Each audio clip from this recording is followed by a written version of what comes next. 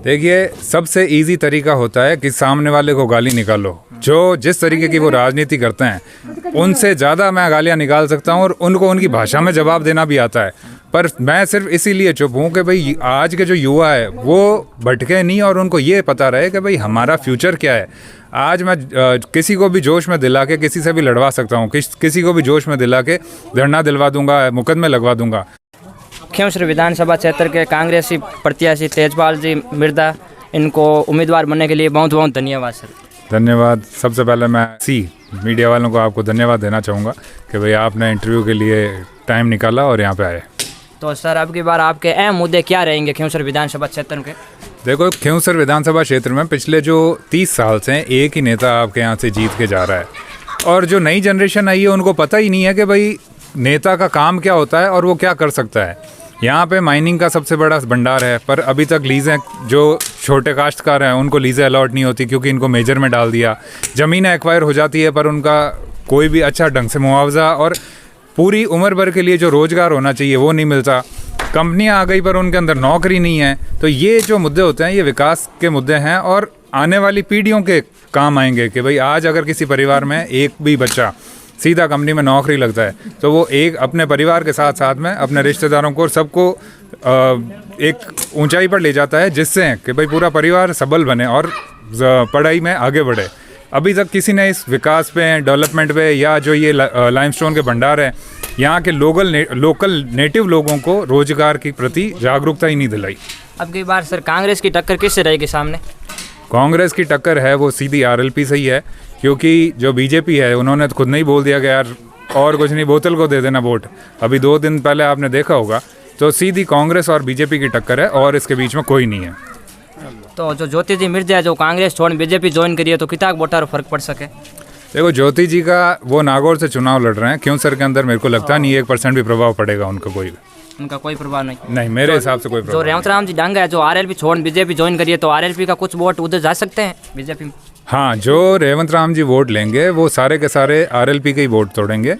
कांग्रेस का एक भी वोट आप यहाँ पे देख सकते हो, जो युवाओं में जोश है, कोई एक भी वोट कांग्रेस का नहीं टूटेगा और ना इधर उधर होगा। 100% इस बार कांग्रेस की जीत है। मैं पिछले 15 दिन से यहाँ घूम रहा हूँ और जो लोगों का रुझान और जो एक्टिवनेस है वो मतलब अगर सेम रहती है तो कम से कम 30 से 40 हज़ार वोटों से जीत निकलती है कांग्रेस की।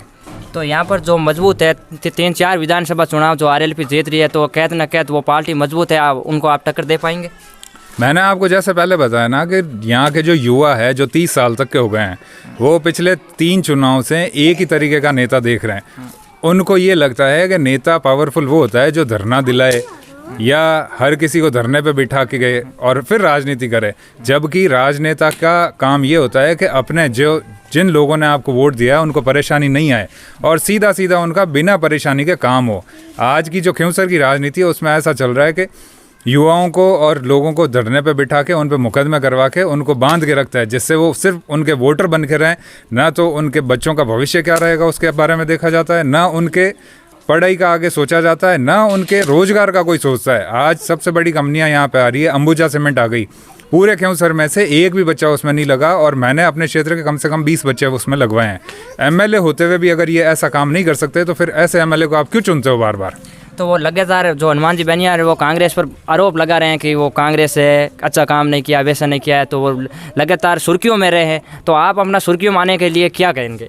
देखिए, सबसे इजी तरीका होता है कि सामने वाले को गाली निकालो। जो जिस तरीके की वो राजनीति करते हैं उनसे ज़्यादा मैं गालियाँ निकाल सकता हूँ और उनको उनकी भाषा में जवाब देना भी आता है। पर मैं सिर्फ इसीलिए चुप हूँ कि भाई आज के जो युवा है वो भटके नहीं और उनको ये पता रहे कि भाई हमारा फ्यूचर क्या है।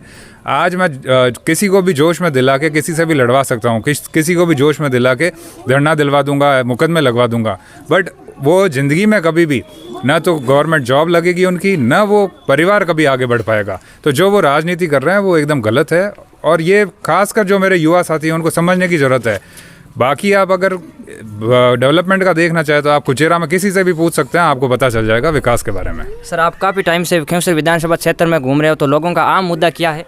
लोगों का आम मुद्दा है लाइट की समस्या है, पानी की समस्या है, रोजगार की समस्या है, सबसे बड़ी समस्या लोगों के खुद के खेत होते हुए भी पिछले 30 साल से 40 साल से यही मुद्दा है कि भाई हमारे खेत में लाइमस्टोन निकल रहा है पर हम निकाल नहीं सकते।